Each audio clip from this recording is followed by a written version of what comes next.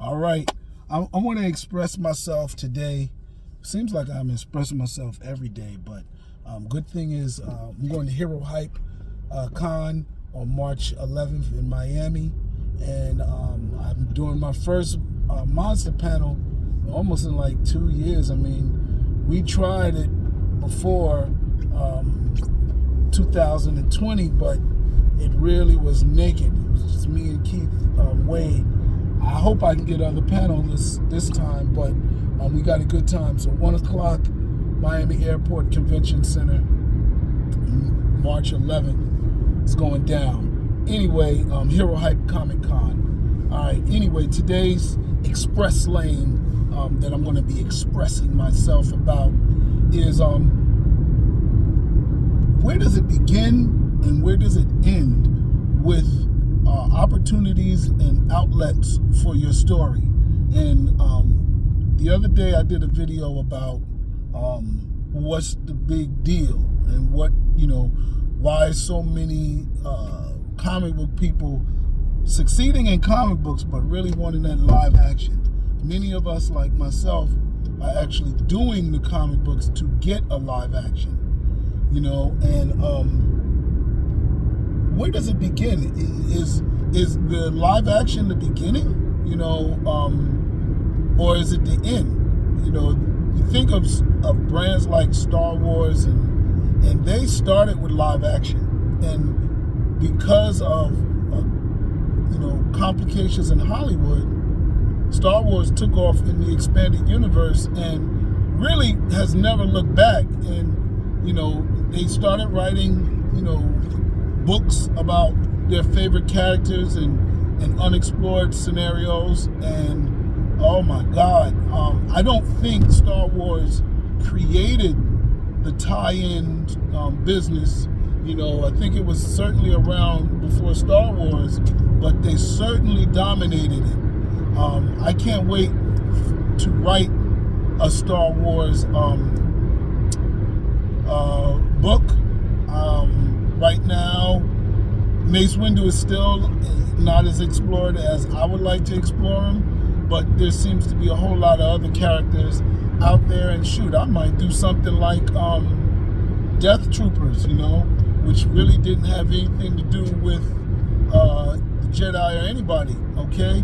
So it was a zombie outbreak on a Star Cruiser, so that was awesome. But anyway, so where does it begin? Where does it end? Star Wars and other ones have books that, represent one thing. Then they have comic books that represent something else. And then, of course, they brought their movies back, right? And movies always hit, a lot of people right away, and that's the cool thing about it. But books kind of live on forever. Books can be re-released, done a cover and brought back. Comic books increase exponentially in value, and even those can be re-released again. So here's the thing, right? Yesterday I got a chance to finally catch up on all things Halo. And Halo started as a video game. It's another landing point for a lot of people. But is it a starting point? Is film the starting point? I don't know. Resident Evil, Doom, a lot of these games, shoot, Lord of the Rings started as not necessarily a board game, but it was fueled by Dungeons and Dragons. It started as a book.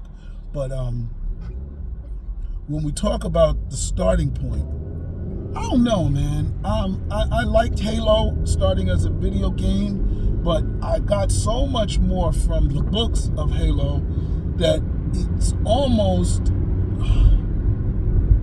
they exploited the genre so well that it seems like two different entities. I mean, I know it's all Master Chief and the Halos, but Halo, the video game, is really just a first-person shooter. I mean, they have a storyline, but it's damn near irrelevant, It like Call of Duty, yeah, you tried to put a mission around it and succeed on the campaign, but the shooting of it takes it back to a Mortal Kombat level where you just want to fight the next person, you want to go up against the next group of guys, and you just need a map to do it in. And for the years that I played Halo, that's all I needed. All I needed was just that map and new guns, right? I didn't, new adversaries, next. So that was cool,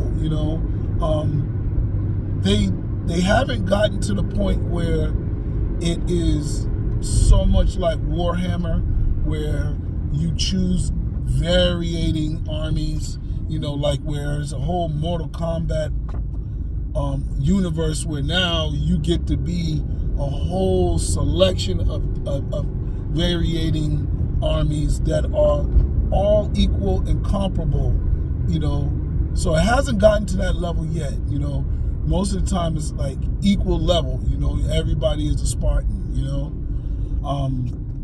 So anyway, that's one thing. But I think stories for me are best started in a genre a medium that you can control. And the easiest one to control is books. Books. Because it's just you and the editor. Now, of course, the publisher, if you have a publishing deal, may give you an editor that has a certain agenda, and you can get into conflict. Like my third publishing deal I was about to blow, right, for Harlem Shake.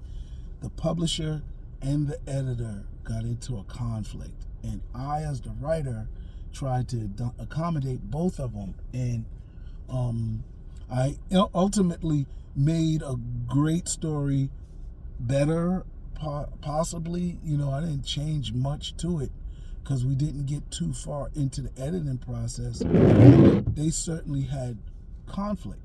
So, but I don't know how rare that is.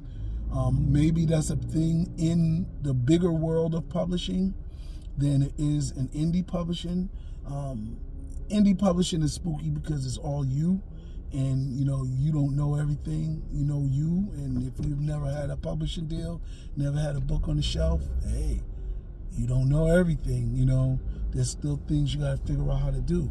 Now, best-selling authors that have had series of books and decide to go to indie level, that's sort of different, and they have a lot of experience dealing with past editors, book cover designers, title people, and if they ain't pissed off, they'll probably keep up the same energy and hopefully have the same level of success. If they get pissed off and they try to do something different, they never let me do this, God bless them, because publishers do know something, and if publishers don't know anything, we call them gatekeepers when we don't like them, but if publishers don't know anything, they certainly have the backing of the industry. So say zombies with girl leads is really not a thing. There's so much marketing, there's so much industry support, Barnes and Nobles, that they'll make it a thing. You know what I'm saying? And that's been the battle of indie writers for a long time, or emerging genres, right? Emerging genres, right? You're trying to introduce something that people want to read, but the gatekeepers keep it from coming out, specifically things like black sci-fi. It faces that uphill battle.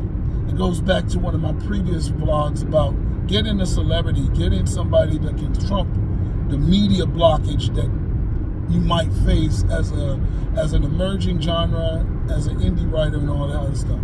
So that's the other thing, Now, I like comic books because comic books, a short story, more people, let's see, if your end game is video games or movies, live action, it's more like a storyboard, and there's a lot of, support. Not support, but it's easier to get these people to read and then support it coming from that. That's why we see so many comic books going to movies, specifically if you're dealing with science fiction and action stories. There's certain stories you just can't tell in a book, as well as you can show the movements and the actions. When I was trying to learn how to write fighting scenes in books, I was looking at a lot of paranormal stories, because they have magic and they have to describe the physical energy and things of that nature. And there's a lot of thought that goes into their movements, so you can write the thought behind the punch. Whereas if you're just reading a kung fu movie book, which is really rare, it's hard to describe every movement because it can take away from the energy and the pacing of the story or the scene. So with paranormal fight scenes, there's not a lot of movement, but there's a lot of thought and there's a lot of stuff that you can tell in it. So comic books really excel with action stories. There used to be comic books could sell for comedy, and I think that's why it got its name Comics, because it was sort of comedic. But we've lost the comedy in comics. Maybe I'll use that as a pitch, because even with the stories that I read, people don't even know how to write, one-liners and stuff in their stories. They've given up on all of that. A couple of my stories I have taken to writing humor, right? I'm really late to school. Humor, but I don't know. So that's one of the things that I don't know if it'll work, but I do think it'll come out in stories in terms of comic books. I know for me, I'm trying to do it. I don't know about other people, just haven't seen it work. So that's comic books. Starting with live action, comic books and books, $1,000 properties, 100-page comic book, maybe $10,000 to do. Book with the most write it for you author is $2,000 for editing. Ghostwriters is damn near $10,000 themselves, and you gotta write it. But what do you call it?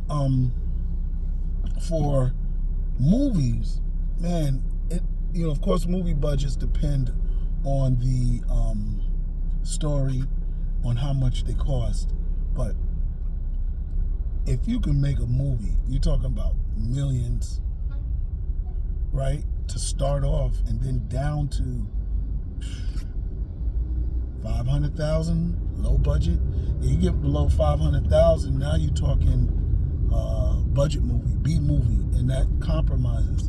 And nothing really compromises you in comic books or books. There's no such thing as a B book. There's no such thing as a B comic. You may say indie. You don't have, you have to get an illustrator that can do the lettering and the coloring all in one. But there's no real limit to the story that you can tell. It doesn't cost more to draw a cafeteria conversation than it does a space fight. So comic books and books, low end on the budget.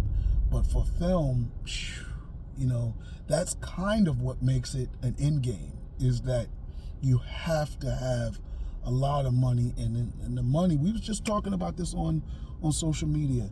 Why does the Black Panther fight scenes in Black Panther look different than the ones in Civil War and Winter Soldier?